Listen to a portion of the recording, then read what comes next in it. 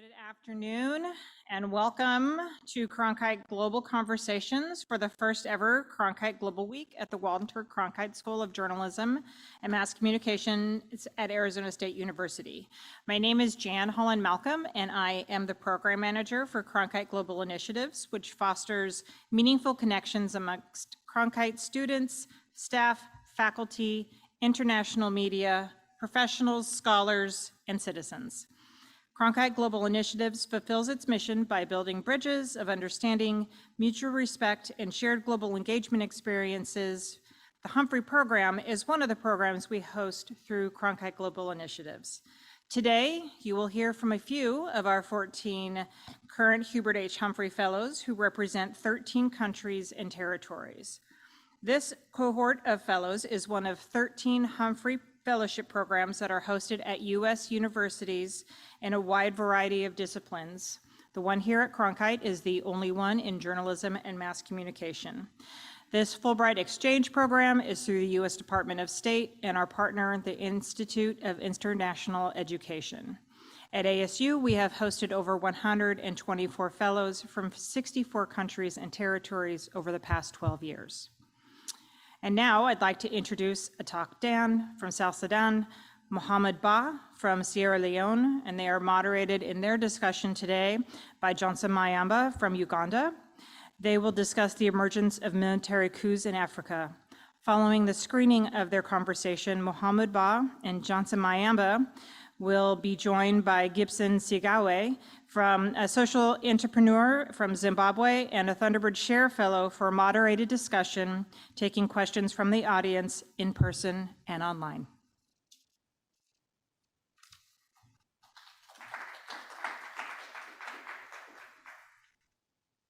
Good afternoon, ladies and gentlemen.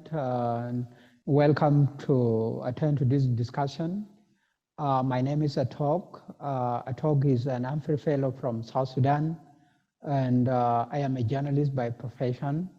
I have been practicing journalism in my country, and the topic of this afternoon is the rise of military coups in Africa.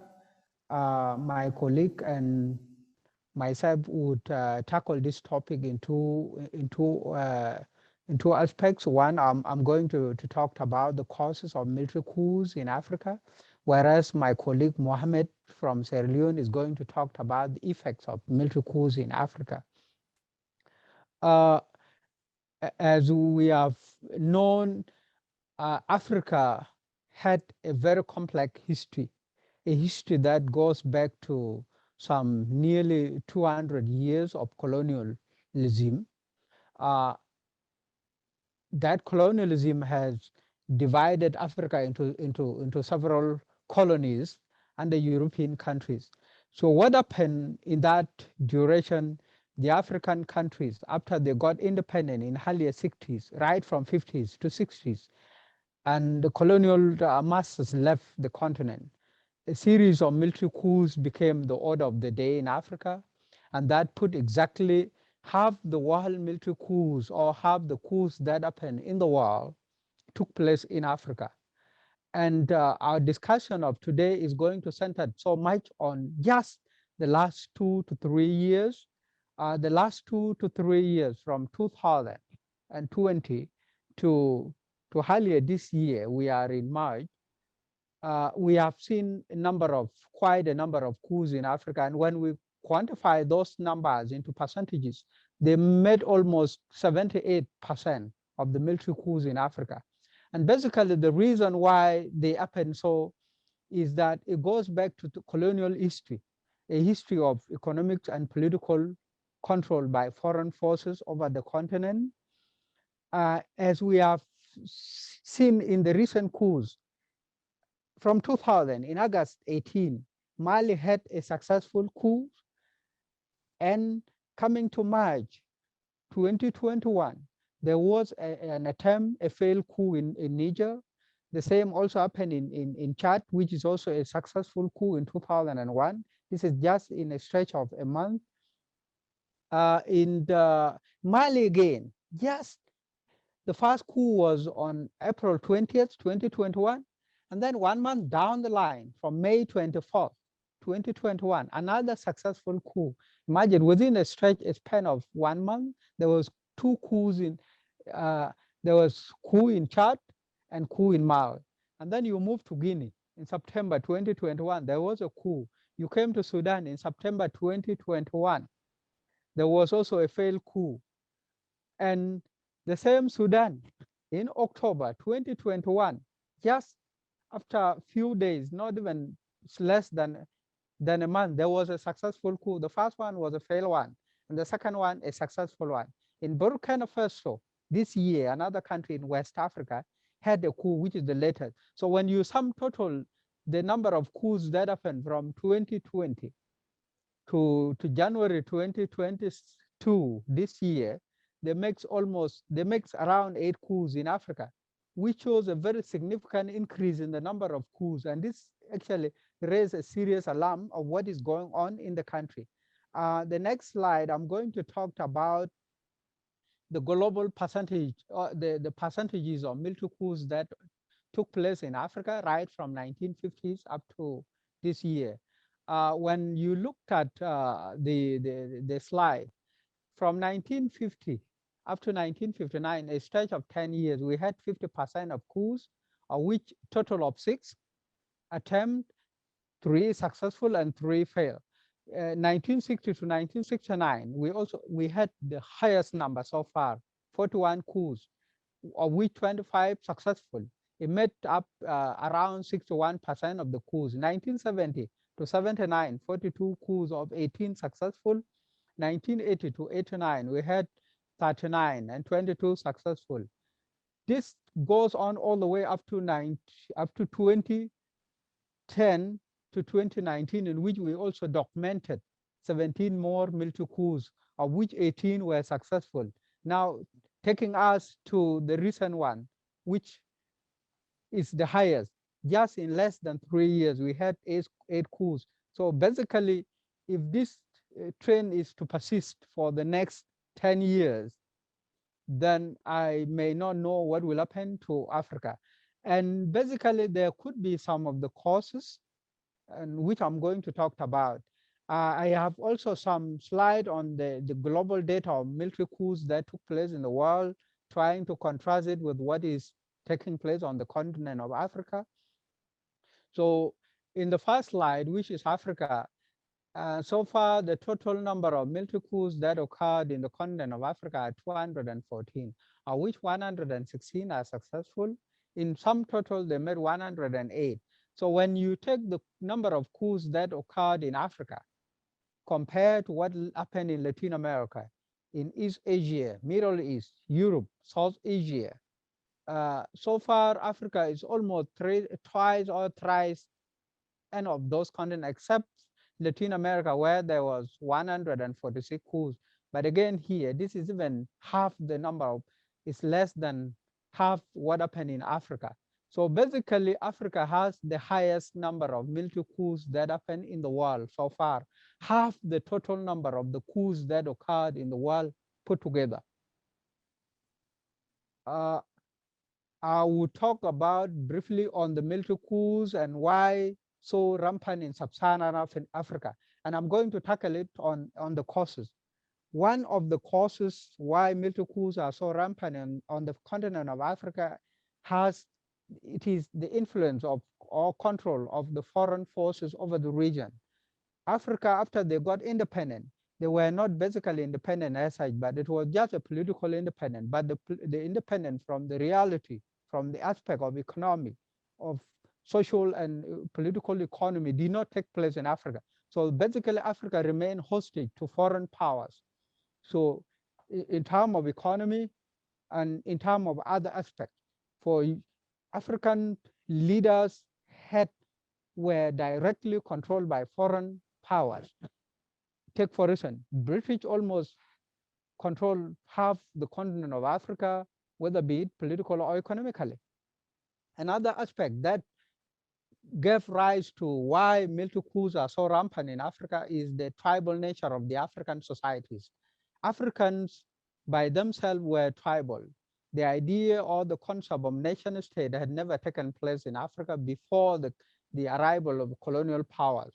So what happened, like, let me take Sudan, my country, where South Sudan broke out from, is that there were a bunch of tribes that speak different language that do not relate to each other. So until the British came, it is all these tribes that were put together to make a nation state. So after the British left the country and these tribes were left on their own, another rival started. A tribe a tribe who had the president at the time or prime minister assume a status of another neo-colonial. So, and they would want they turn to overlook other tribes.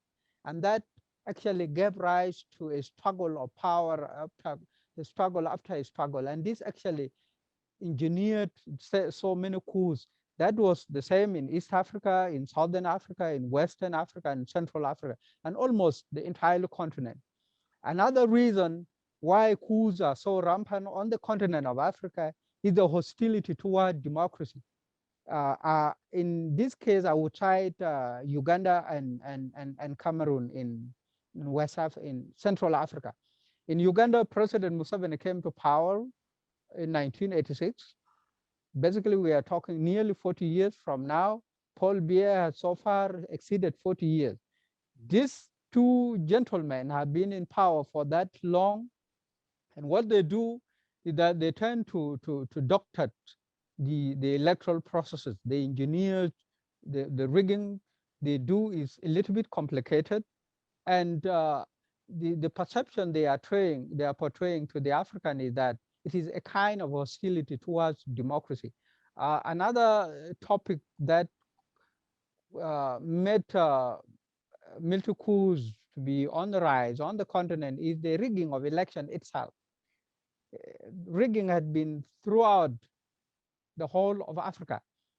Take, for instance, in 2007, there was a serious rigging that happened in Kenya, and that almost plunged the whole country into chaos. And that was very serious. That has happened in several other countries. In West Africa, it happened with Ivory Coast when Laurent Gbagbo lost election and he refused. He rigged election, and even with the rigging, the regional body tried by all means to remove him from power. So basically, when you look at all these factors, they tend to exacerbate, or they incentivize the need to have military coups on the continent. Another causes which is weak institution on the continent of Africa. We don't have a strong parliamentary system on the continent. Judiciary is not basically active. Say all the oversight institution of governance are not so strong on the continent, and the strong men tend to dominate the whole thing. Another aspect is the control over the media. Take, for instance, my own country, South Sudan. The media that is there is just a propaganda tool of the regime. We have poverty also. When industrialization happened in the West, it did not kick up in Africa, and poverty became the biggest issue. Okay, yeah. And then the ailing middle class on the continent of Africa.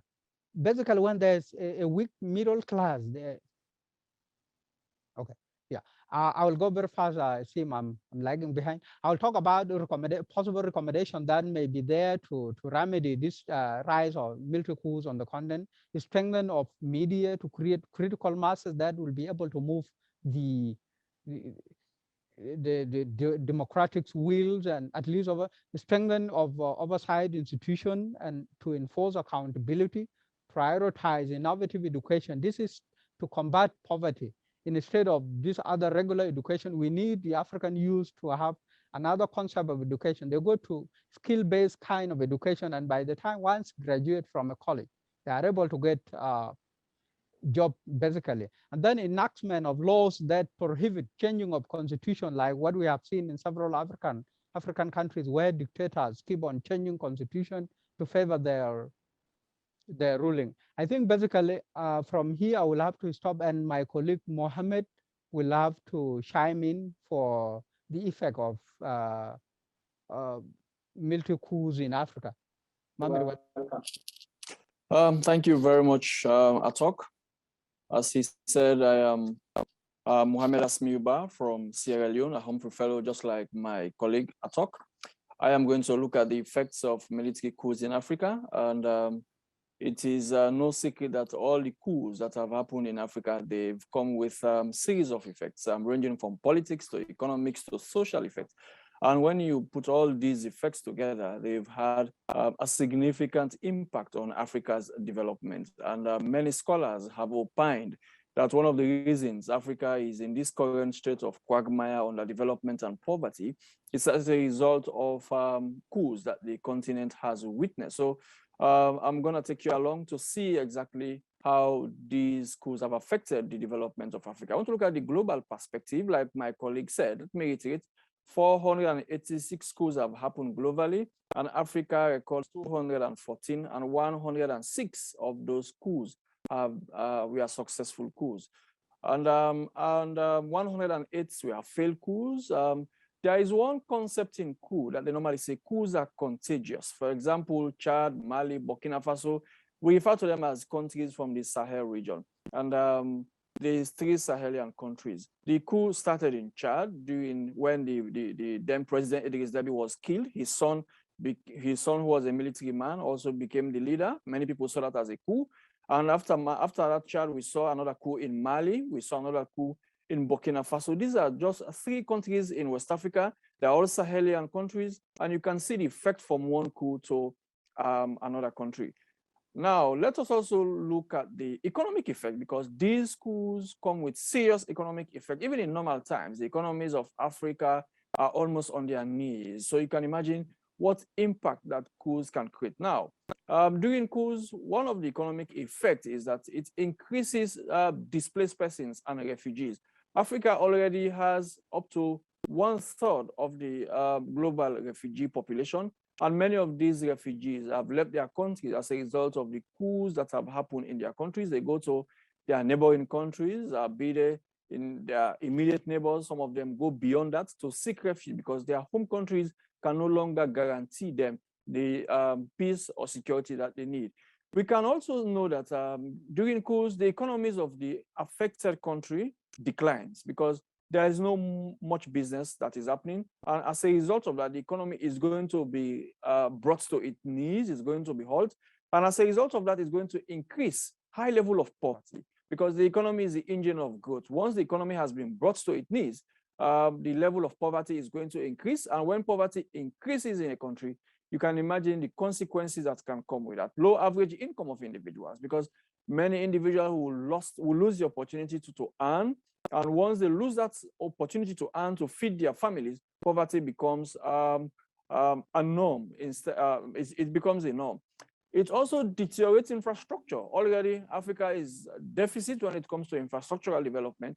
And when coups normally happen, they deter the improvement of infrastructure because the construction work, for example, that normally happens before the coup is definitely going to be halted. So that is also having a serious effect. Disruptive economic development plans. Each government has economic plans that they've outlined, that they've rolled out for maybe 5 to 10 years. But once these coups happen, all those development plans are going to be shifted, are going to be halted. Also, coups come with political effects. Suspension of the constitution. Military men don't normally rule with the constitution, they rule by decree. So once a coup is staged, once a coup is plotted, the president is arrested or ousted, the constitution is going to be suspended because it is the ground norm, as they say it in law, it is the ground norm of the country. The military guys know they cannot use the constitution to govern the state. So what they do is to suspend the constitution because that constitution guarantees the rights of citizens. So they use their power, they invoke their power through what is called decree. And normally they don't allow civil and political liberties. Political activities are suspended. Politicians are normally arrested. No political activity is allowed. And suspension from regional and continental organizations, for example, like ECOWAS, the West African region where I'm coming from. Once a country engages in coup, once a president is toppled, ECOWAS suspends that country from the regional body until the country goes back to a proper civilian administration. And also the continental body, the African Union, does exactly like that by suspending that country until its constitutionality is restored. They also clamp down on the media because the military guys do not want to be reported. So what they do, they clamp down on the media. Those journalists who they deem as critical, many of them are normally arrested. Their media houses are closed because the military guys do not want the media to report their nefarious activities. And also, they prolong their stay in power.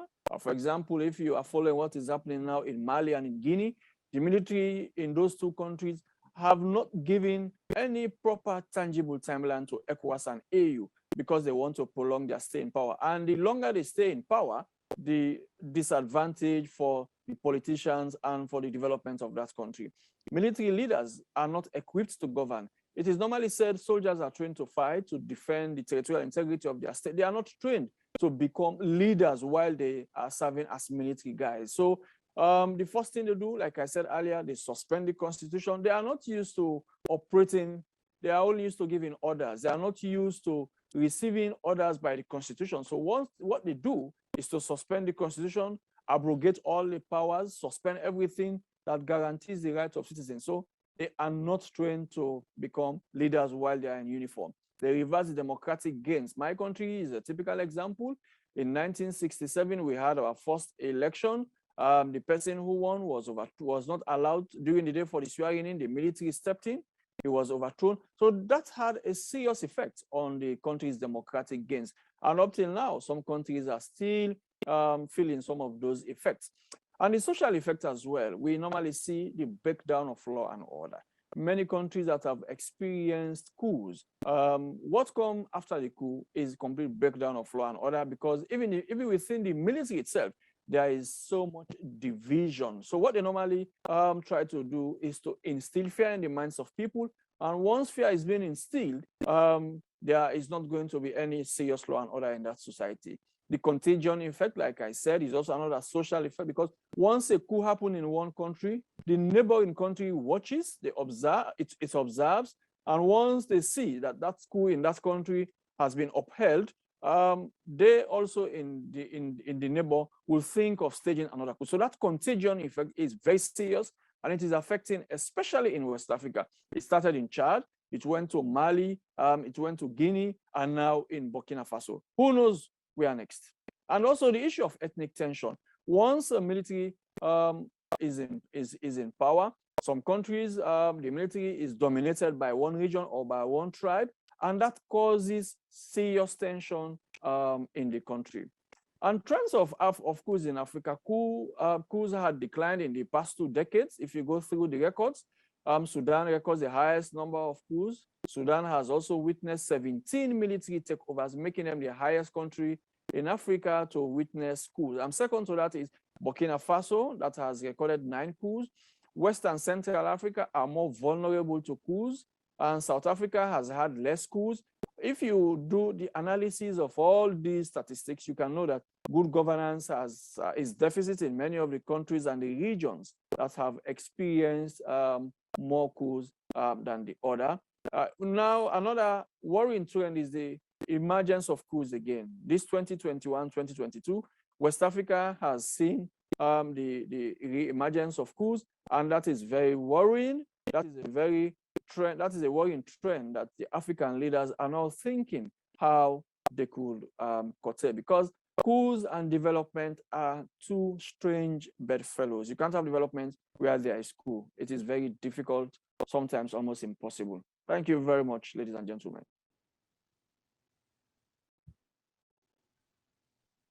Thank you so much, my brother Atok and Hamed, for that elaborate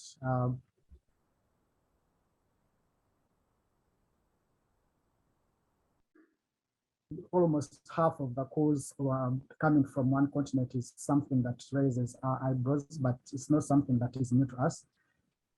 Atok, you mentioned you bring forward a number of good recommendations, but then the challenge that I see with most of the systems in our countries, especially I can talk about Uganda, where I come from, is that we have the entrenchment of these particular people that are coming from one tribe that are entrenched in the entire system. So when you talk about having a innovative education, changing the laws, having a strong media, you find that the people that are in the system that are alienating other regions are coming from the same tribe. So you find that coming up as an individual or as a particular people coming from a particular region to push for these same recommendations or ways of overcoming future cause, it becomes almost impossible. What would you say we can, the route we can take, especially for the countries that are still struggling with ethnic tensions, where you find that one tribe is actually entrenched in systems almost everywhere that other tribes don't have a say?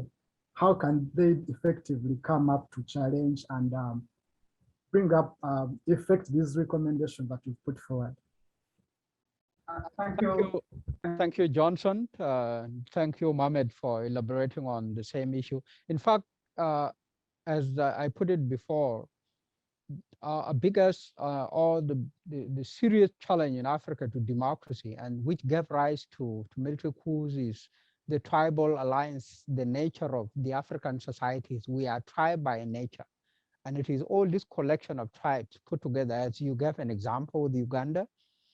Uganda has nearly, I don't know, 20 tribes or whatever number it is, with the Buganda the biggest and other tribe coming. So what happened is that the reason why tribes see themselves as the benefactors of power, once any of them say that one of their son or daughter get to power, is that the perception that Africans have about power is that power brings food to the table. So once any of your relatives gets to power, everybody would assume that it would be our turn to eat this time. So how we are going to approach that? I talked of innovative education, skill-based kind of education. Once we create that, once everybody is able to have food on the table, the idea that power is the only thing that bring food to table will listen, and it will reduce. While doing that, of course, media advocacy and all other social factors can come in.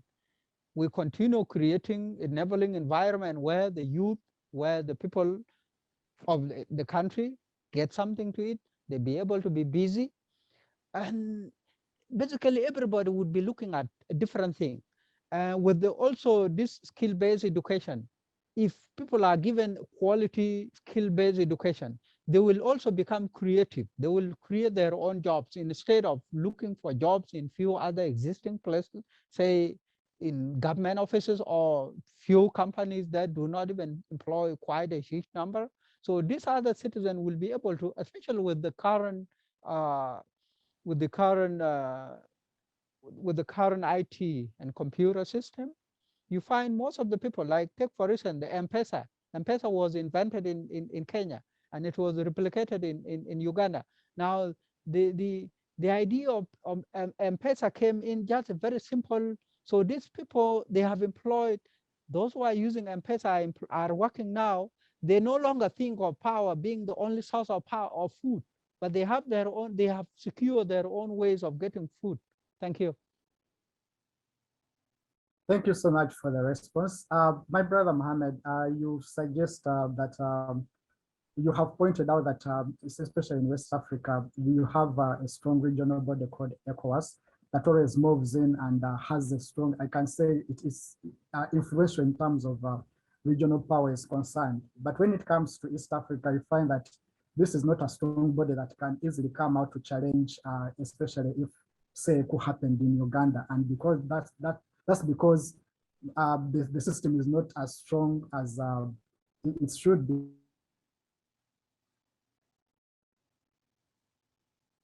Say to the East Africans who are still struggling to strengthen their regional body to come to measure up to say to the example of ECOWAS and maybe to the African Union. Thank you. Well, thank you very much, Johnson. I think one thing that has given ECOWAS more relevance or more power in West Africa West Africa, mind you, in the 90s, West Africa went through a very turbulent time. We had many wars. We had war in Liberia. We had war in Sierra Leone. And these were two of the most brutal wars in Africa. And in Liberia, we had what was called ECOMOG, the West African Combined Force. They intervened and they helped restore the governance and democracy. And also in Sierra Leone, when the legitimate government was overthrown in 1997, ECOWAS had an intervention force and the junta guys were kicked out. Democracy was restored. So ECOWAS has a standby force. ECOWAS has this record of restoring democracy once a civilian government is overthrown. So, I mean, precedent has been set in the past. They did it in Sierra Leone, they did it in Liberia, and also even Guinea-Bissau recently, when the government was almost toppled. Had it not been for the ECOWAS intervention, the government would have been kicked out. In the Gambia also, when Yahya Jammeh was defeated in the polls, he didn't want to leave power, but ECOWAS forces led by Senegal also threatened Yahya Jammeh that if he did not leave power, he was going to be forced out and arrested. So Yahya Jammeh had no option but to leave power peacefully. So leaders in West Africa know that ECOWAS has its power, but there is a downside to it. The West Africa, ECOWAS has not been coming out strongly to condemn this issue of third term. I mean, the issue of third term was one of the reasons that led to the coup in Guinea-Conakry. Alpha Conde came to power in 2010 in a very crooked election. He ruled for 2 terms, and towards the end of his term, he amended the constitution, even though majority of Guineans were against that, but he forced it down their throats, and he altered the constitution. ECOWAS didn't say a word. They did not condemn that. And it happened also in Ivory Coast. Alassane Ouattara, a man who had tremendous respect in the eyes of the international community. He also amended his constitution. He went for a 3rd term. And this issue of 3rd term is one of the reasons West Africa is seeing coups. And recently, ECOWAS held a meeting, and the president of Liberia, George Weah, warned African leaders, West African leaders precisely, that if they want to avoid coup, they must stop this issue of altering the constitution. You can't expect to alter the constitution and think people will be happy. So I think the East African countries can learn from ECOWAS. There are so many things that ECOWAS has done well, though I can say they have so many other challenges. But so far, I can say, yes, they are doing well. But the issue of 3rd term, they have not come out to condemn it, because once it is condemned, once a leader or a president knows that going to 3rd term is a risky business, and I'm sure he will think about it. Thank you so much. You mentioned the issue of changing of constitutions. That has happened in Uganda. The number of times that we can't even count. When the current president came into office, he was given 10 years to start a new journey for the country. He established a constitution, but over time, term limits have been removed. We've had changes of the age limits that gives him more power to stay even longer. So when you suggest that we should have stronger constitutions and leaders should respect, I really get you on that. Coming back to the causes, Atok, you mentioned that there have been influence of foreign powers in terms of how these coups emerge and progress. And so in most cases, we've seen, say, the African Union also come up to condemn these coups. But then, is their voice really effective when it comes to telling off the foreign influences, when it comes to self-governance and sovereignty of African countries? What do each of you say about this? Thank you. Thank you again, Johnson. This is a very tricky issue. The influence of foreign powers over the region of Africa. The reason why foreign forces always have control over the continent of Africa again goes back to poverty. I will take an example of South Sudan, where I come from.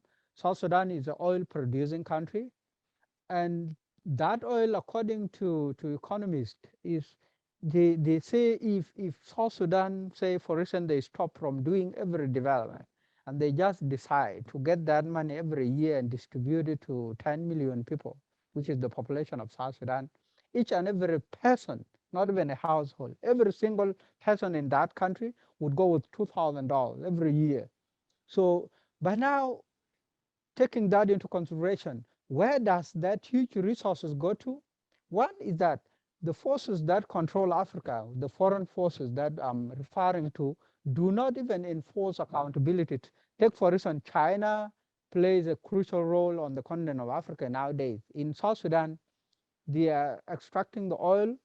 One thing China does is that China does not care about human rights. China does not care about accountability, transparency, and all those. So the crooked foreign forces that African dictators go for are those that make sure they serve the interests of the ruling elite, the one that benefit from the resources. So I think what Africans are going to do as a way to get out from such a trick is that to strengthen institution of governance, say the parliament. Take for instance, where oil is being extracted, the parliament of that country must enact laws, and they must know that how much is the daily output in terms of number of barrel of crude oil produced, and what is the sale revenue, the net sale that come back to the. So doing so, they would be able to know that, and they would be able to have a say in the development, how such amount of money, the expenditure, and how such amount is accrued to. So thank you. Yeah, well, Johnson, if I may have a bite on that. Yes, indeed. I mean, you know, there is always this issue of diplomacy in international relations, and countries follow their interests, and especially the big powers. Take, for example, in Chad, when the coup happened in Chad, France played cool. They did not condemn the coup as many people had expected. But when a similar coup, well, not similar per se, but when another coup happened in Mali, France was swift to condemn that coup. They're also swift to condemn the coup in Burkina Faso. And sometimes you see these global powers. For example, if the interests of the United States and that of Russia and China were to clash in a particular country that coup has happened, the coup leaders would have support from one of those big powers, and the two maybe would not support the coup. And so that has always been the problem. Africa has always been, in my own opinion, the land of proxy policies. You see these big powers. I mean, Africa is where these policies are sometimes implemented because of the resources that Africa has. Take, for example, Guinea. Guinea has one of the highest deposits of bauxite in the world. You can imagine the amount of interest that Russia, for example, China, even the United States, the interest that they have in Guinea to extract that resource. But unfortunately, that resource has not benefited that country. I mean, Guinea is one of the poorest countries in Africa. Go there and see the amount of poverty that you can see. The same can be said for Sierra Leone and other countries. So you ask yourself, have these resources benefited Africa? No, to a very large extent. But I mean, these big powers, what they want is how they can push their own interests. So if the coup is against the interests of France, obviously France is going to condemn that coup. But if the coup is not against the interests of France, France is going to present itself as if it does not know what is happening, like what is happening now in Chad. I mean, the young man is below the age 40. And now he is the one in charge of the country, but France is okay with him, but they're not okay with what is happening in Mali. So the issue of double standard is very key. Well, one can understand in international relations, double standard is also one of the tools that powers use. Johnson, back to you. Thank you so much. Indeed, the issue of double standards still plays in most of these issues. Dear our listeners online and also us attending in person here, this is a discussion that we can carry on. We welcome your comments about the topic to any of the panelists seated here with us. Thank you.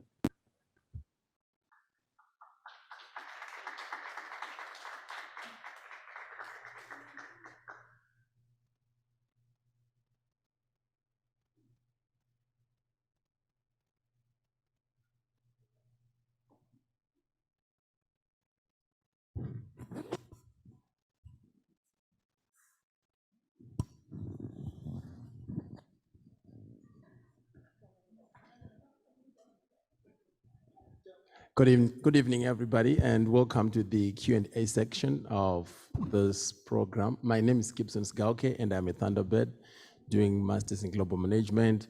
With us here to dissect the stories of the emerging coups in Africa is our Hubert Humphrey Fellows. Here to my extreme left is Johnson Mayamba, who is from Uganda, and I have Mohammed Bar from Sierra Leone.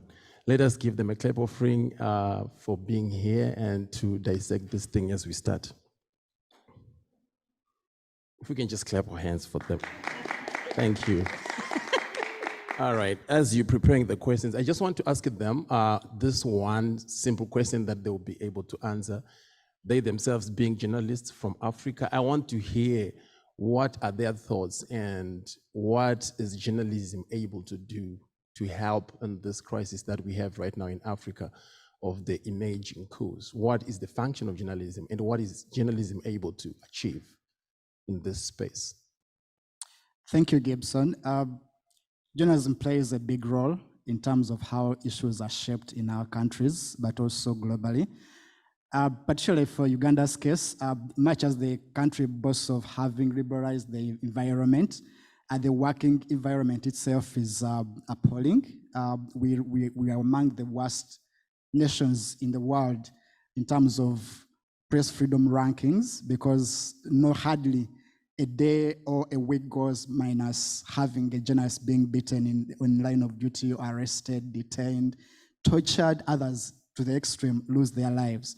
So when it comes to pushing issues of human rights, pushing for issues of solving conflicts among our country, it's something that is very sensitive, that even the powers be do not want such stories to come to the fore. So much as we try our best to do what we can in such hard situations, it's not something that is very easy to go about. We've had journalists who have lost their lives.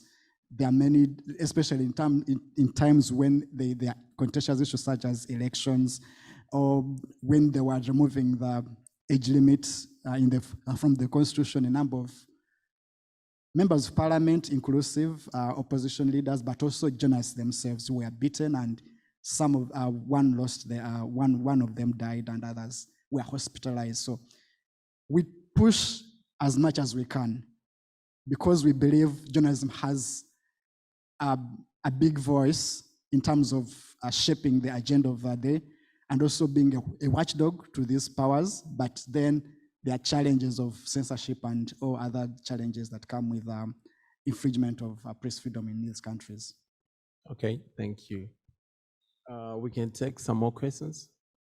Yeah, I would like to ask you, Mohammed, according to you said, it's not just because you said, I know that there is a lot of things happening in that part of the world, and because of all these coups that happening around your country, is the military popular among the young people? Do they want to join military and build a military career? Well, thank you very much. In my own country, during the 90s, when we had the rebel war, at that time, our state had almost collapsed, and the military became one of the most attractive institutions for young people.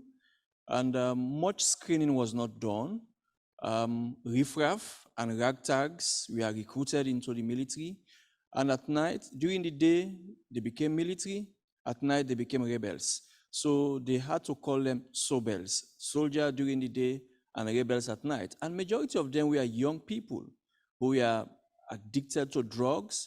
Because of the collapse of the states, there were not enough structures and systems to scrutinize who was to be recruited. So the military became a dumping ground for every Jack and Jill. But after the war, when we had the reconstruction and rehabilitation, the military was overhauled and serious recruitment processes were established. Now I can say the military has now started gaining its prestige, its respect in the eyes of society. Now, many young graduates want to be part of the military. You go to the military now, you have the engineering regiment, for example. you have the medical regiment as well.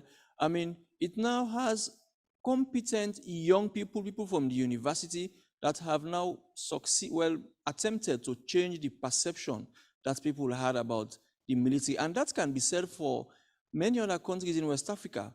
My neighboring country, Guinea, the structure and system that Sierra Leone has, Guinea does not have that, because Guinea has been ruled by few leaders since they had their independence. They are used to military leaders. So the military is in charge in Guinea. The institutions that we have in Sierra Leone to check the excesses of the military cannot be found in Guinea, and that is affecting Guinea now as we speak. Thank you so much. Just to add on from what my brother said, when I take the case of Uganda, I would say since independence in 1962, Uganda has never had a peaceful transfer of power. Most of the leaders who have come into position of power most of the presidents have come through power through the power of the gun. They overthrew the sitting government and take over. The current president came through a guerrilla war that took 5 years to be done. How it ended was because different tribes and ethnic leaders came together and discussed and said, you know what, this has taken us more than we expected. Can we negotiate with the rebels and give them away? That's how President Museveni was permitted, not coerced, but persuaded to end the war so that he can become the president and also start a new journey for the country. What has happened over the years is that when he came in through the National Resistance Army, that was the rebel group, he renamed it Uganda People's Defense Forces. What has happened over the years is that much as we have a national army in place, he has established a special unit called the Special Forces Command. This is a unit that is put above the national army.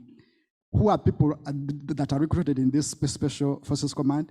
They're people from his tribe, they're people from his families, friends, and relatives. What amount of power do they command is that they're above the rest of the army officers and other people who are recruited in the general, like in Uganda People's Defense Force, which is supposed to be the national army. Who are those that go into the national army? Are the people who come from other tribes, but they don't have much say because every command that is under the army comes through the Special Forces Command.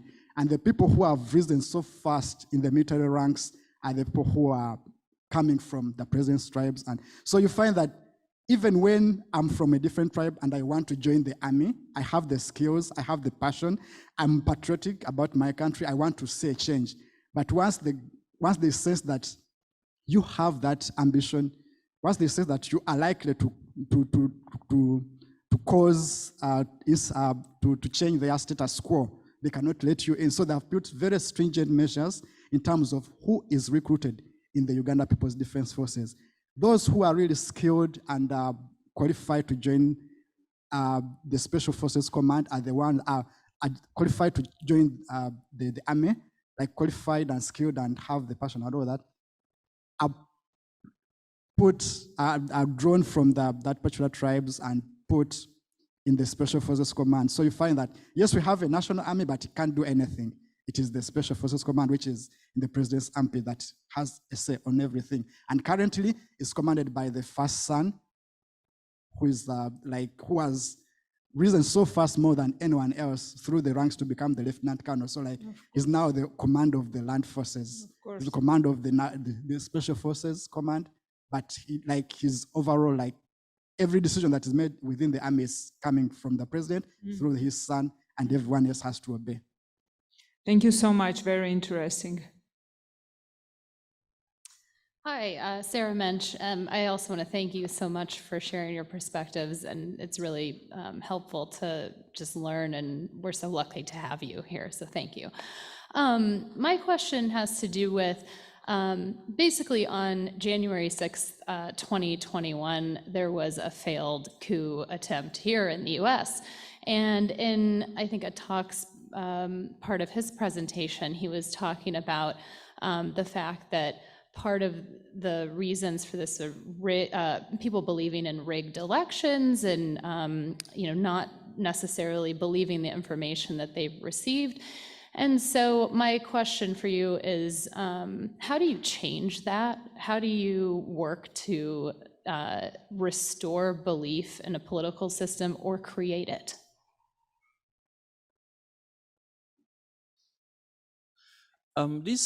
Just this afternoon, something came to my mind. I said the January 6, 2021 incident that happened in the Capitol Hill, if it were in West Africa, where an election had been held, the incumbent had seen his defeat, and the people had stormed parliament, what was going to be the outcome? Highly likely that result was going to be overturned. If it were in Africa or in West Africa, that result was going to be overturned, and the incumbent was going to have his way again. But it shows that in the United States, the institutions are there to serve not an individual, but to serve the people. And ironically, that is what is missing in Africa. Our institutions are most times there to serve those who are closer to power, those who have the power, those who have the trappings of power. Once you are out of these three categories, the masses, those whose taxes are being used to pay the police officers, the military officers, they are the ones who feel the pain, but they are not being protected. The military and the police are only there to protect those who have the power. They have the power, and the military is being used to protect them. But I think we cannot get there in the next 20 or 30 years. But the generation of Africans that are now coming up, and the influence of social media and the exposure that Africans now have access to, I'm sure in the next 2 to 3 decades, many things are going to change in Africa. Take, for example, a few years back, the Arab uprising. It started with just one individual, and social media played a key role in that. It started in Tunisia. The effect was felt. I mean, Arab governments were toppled. So it's just a matter of time, the wind of change will blow in also Africa. It has started blowing already. But the velocity we are seeing now, I'm sure in the next 15 to 20 years, we are going to see it in a faster space than we are seeing now. Just to add on, yes, what made the US stand is because the institutions are strong. They respect the Constitution, unlike in most of African countries. Getting back to Uganda, where I know most, we have the Constitution, but it's just paper. It only comes into effect when it's in the favor of the president or the powers be. If they want to push something that is in their interest, the Constitution will work. If it's against them, it doesn't work, it's just a paper. When it comes to the judiciary, the appointments are made by the president. When it comes to the parliament, who the president wants to be the Speaker of Parliament, he just commands the ruling party, which is his party, to say, this is the person I want in this position, and they will do that. And what do they do when they come into these positions? Is they push the interests of the president, not the interests of the population. So how do we get out of it? It's something that we are still struggling with as Ugandans. A few of us are pushing where we can, especially in terms of media coverage. I like pushing through the work we do as journalists. Like I've said, it's not an easy road. The opposition leadership is also trying their best, but then sometimes we are disappointed when we get to realize that those we put so much trust in eventually cross to the government side because maybe they have been bought. But there are also issues of intimidation from the government, and also of late there have been assassinations of people who come up to oppose. There have been issues of poisoning. The poisoning has been so much among the religious leaders, like top heads, once they are so vocal. Like they speak today, the following day you hear that the person died, and you're like, he was speaking yesterday on TV, or he was at this function. But it's because they want to remove all those voices to cause fear among the population so that they can still remain in power and rule. But like my brother said, the current breed of young people that are growing, that are maturing into adults, are coming to realization that the old guard has been there for long enough. They don't have the solutions that take them forward. So some of them are currently still vocal on social media, but I feel and think with time, they'll have the courage to come and stand to the streets and show to the power be that it is time up, wrap up. Thank you.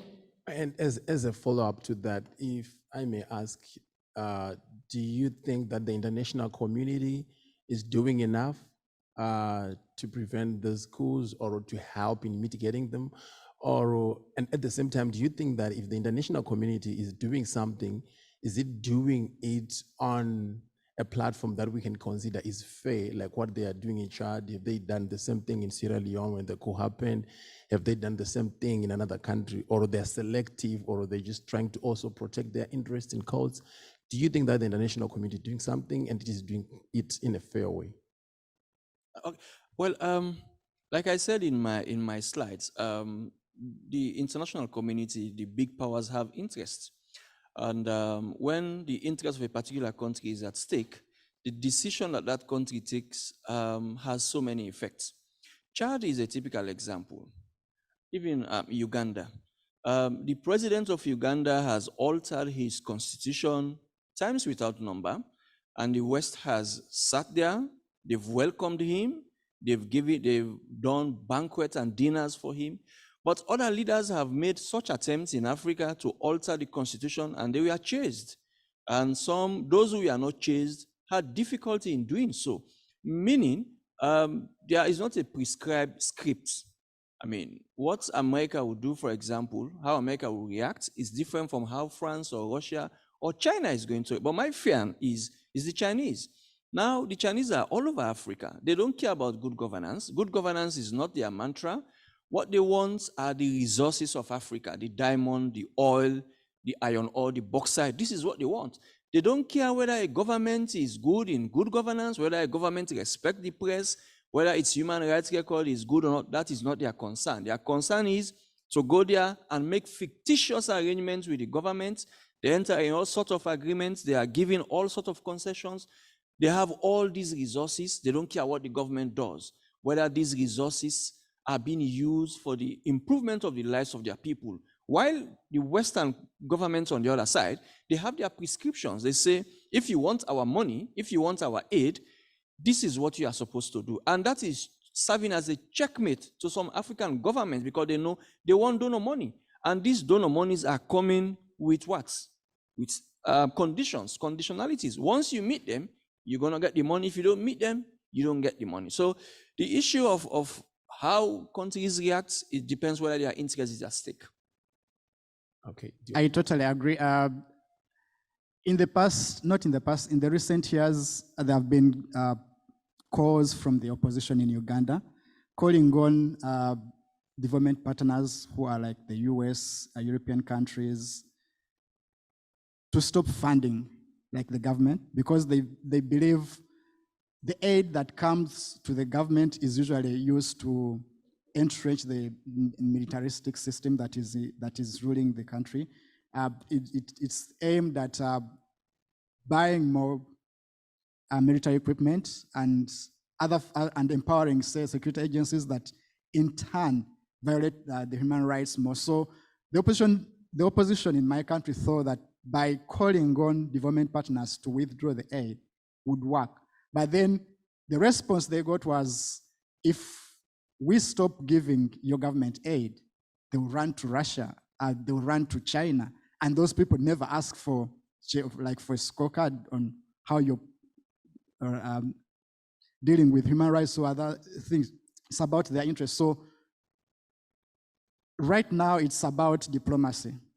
How are they helping? Yes, the US is helping, the UK is helping, but then they're also somehow constrained in terms of how far they can go because there are their interests that have to be protected in these countries. So you find that, yes, when something, say, they beat a journalist in Uganda, the European Union will come out and issue a statement. If an opposition leader is tortured, the US will come out to issue a statement.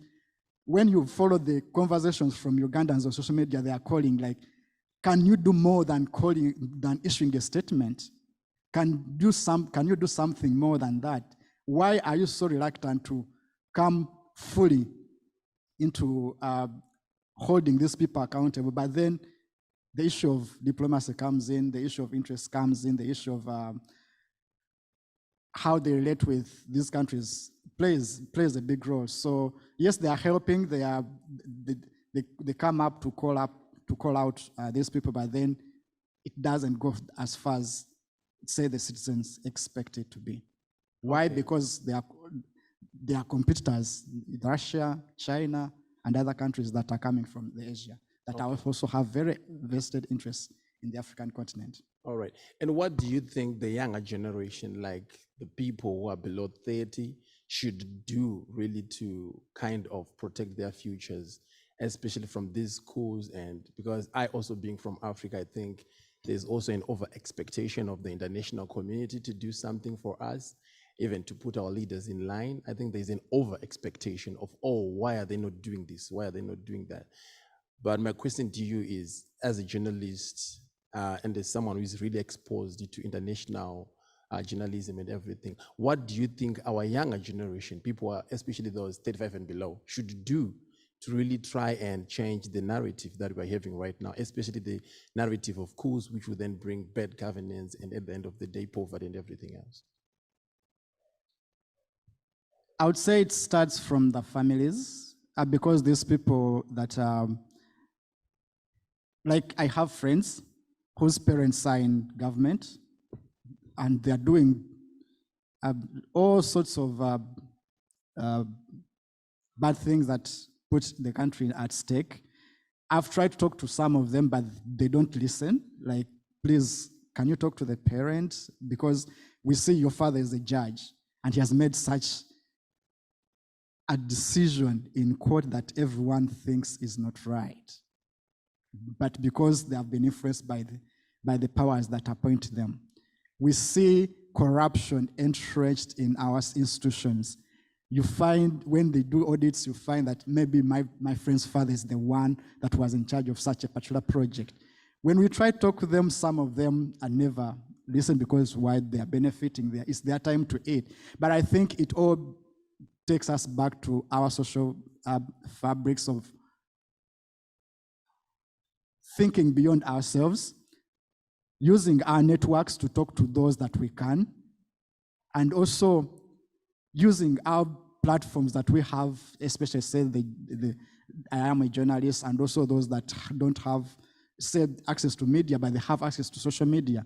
They can still use those platforms to push for the right cause that can take our countries forward, as opposed to staying back, keeping quiet and letting things flow as they are. Because once you don't speak, it means you've given them the liberty to do whatever they want. So with more noise, I believe something can change. Yeah, well, I think the young African population need to join the bandwagon of politics, because I was reading a book yesterday written by a renowned Ugandan professor called Good Muslim, Bad Muslim. He quoted a popular Egyptian scholar who said, you can't win governance through preaching. You can't change things when you're outside. I think young people need to join politics. They need to join the established parties, be in the rooms, be in parliament, be in state house where these decisions are made. I'm sure by doing that, we can effect some serious change. And also, we need to use social media. You know now, for example, my own country, whatever happened in the next 5 minutes, it is splashed on social media.